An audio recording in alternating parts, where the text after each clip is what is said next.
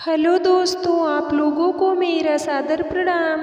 कैसे हैं आप लोग। ये कहानी बहुत सुंदर है, अंत तक जरूर सुने। शहर के बीचों बीच एक हाई सोसाइटी की बिल्डिंग थी। उसमें सबसे ऊपर वाले फ्लोर पर अविनाश रहता था।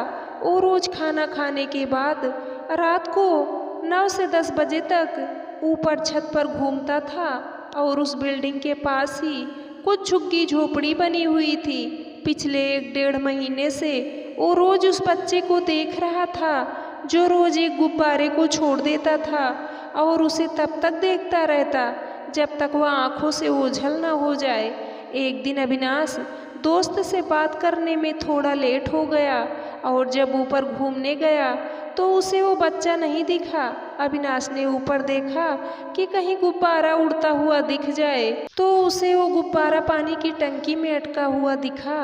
अविनाश समझ गया कि यह उस बच्चे का ही है और उसने सोचा कि उस गुब्बारे को निकाल कर उड़ा दूं और वह टंकी पर चढ़ा। उसने देखा गुब्बारे पर कुछ लिखा हुआ था।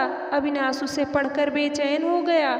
उस पर लिखा था कि हे ऊपर वाले, मेरी माँ की तबीयत बहुत खराब है और उसके इलाज के लिए किसी को भेज दे, मेरे पास इतने सारे पैसे नहीं हैं। यह पढ़कर अविनाश को रात भर नींद नहीं आई।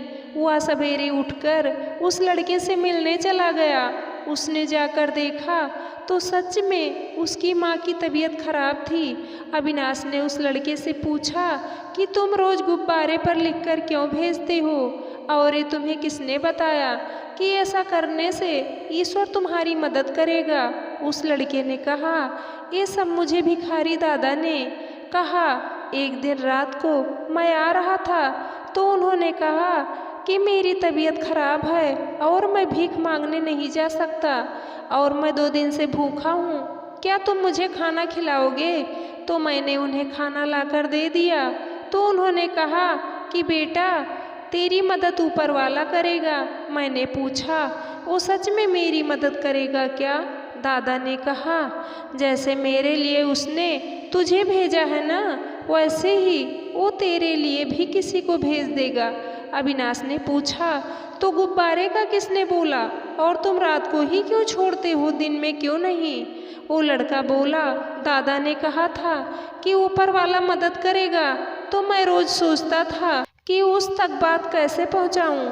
एक दिन मैंने गुब्बारे को बहुत ऊंचा जाते हुए देखा तो मुझे यही रास्ता समझ में आया और मैं होटल में काम करता हूँ तो मुझे रोज रात को पैसे मिलते हैं, इसलिए मैं रात में गुब्बारा छोड़ता हूँ। उस बच्चे की बातें सुनकर अविनाश की आंखों में आंसू आ गए और उसने उस बच्चे को गले लगाते हुए कहा कि बेटा वो दादा सही कह रहे थे, वो ऊपर वाले ने तेरी मदद के लिए मुझे भेज दिया।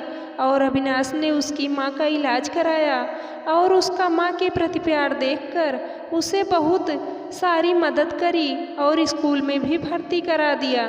मित्रों, इस कहानी से हमें कुछ बातें समझ में आई कि ईश्वर उस बच्चे पर क्यों खुश हुआ।